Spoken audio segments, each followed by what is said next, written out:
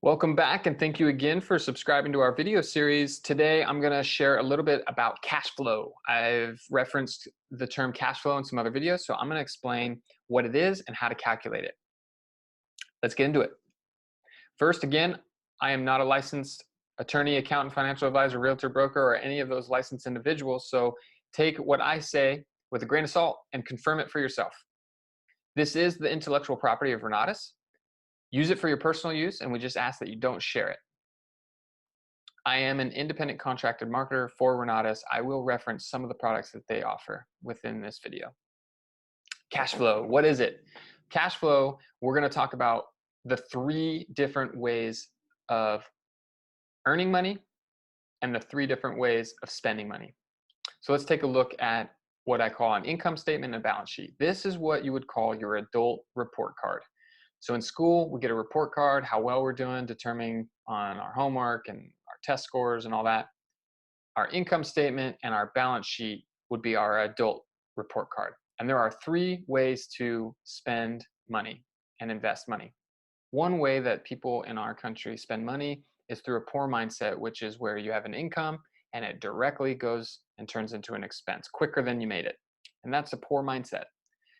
A middle mindset would earn an income and go out and create a liability in the form of a payment. Maybe it's a boat, maybe it's an RV, maybe it's a car. It creates an expense and out goes the money. That's a middle mindset. A wealthy mindset will take their income, invest in an asset that will create more income that will pay for an expense. And it's a cycle. That's the wealthy mindset.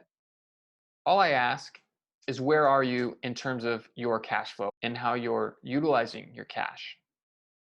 The wealthy mindset is an equation. Cash flow greater than your expenses will equal financial independence. It's really that simple. So assets should pay for your expenses. I'm going to show you a little diagram. So if you go out and buy a house, that's an asset if it pays you money. So this isn't a personal residence. This is an investment property. You go out and you buy this asset and it pays you money. And this money should pay for the expense that you have. Jim Rohn uses a phrase, don't buy your second car until you've bought in the second home. So how do we calculate cash flow? It's really simple. You can use these rules of thumb initially for a quick and easy way to calculate it. So it's the 1% and the 1.5% rule. What does that look like? So if you were to go out and buy a home, the purchase price would be $100,000. So you should be able to rent this property for $1,000 to $1,500 a month. And that would satisfy the 1% and 1.5% rule of thumb, which means if you were to get these prices in rents, you should be able to cash flow on this property. It should make you money. But let's dive a little deeper. It doesn't always work. So how to calculate it? So you take this asset, the purchase price was $100,000. You put 20% down. So you've created a mortgage or a loan of $80,000 at 5%. So now let's look at the spreadsheet. When you look at a spreadsheet, you have your rents, the expenses, and then your cash flow. The principal and interest on this loan at $80,000 at 5% is $454. You can rent this property for the 1%, which would create a negative cash flow after all the expenses of $85. So this, at the 1% rule, is no deal. I would not pursue this. Let's look at it with the 1.5% rule. Same property, same purchase price, 20% down, mortgage of the same amount. Now, the mortgage is the same. Our rent is different. We can collect 1.5%. Now we are cash flowing property, earning $238 for this one door per month. This is a deal. We've got a deal. The purpose of this video is not to take you through all the expenses and how I calculate them. The purpose of this video is to quickly show you how to determine cash flow and to calculate cash flow. For me, what makes it doable is a minimum of $100 per door. Here's some action steps that you can take.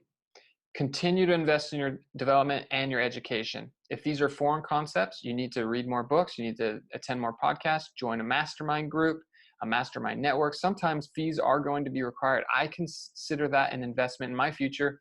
You need to consider the same. Realize that you're not paying for information. You're not paying for ideas and content.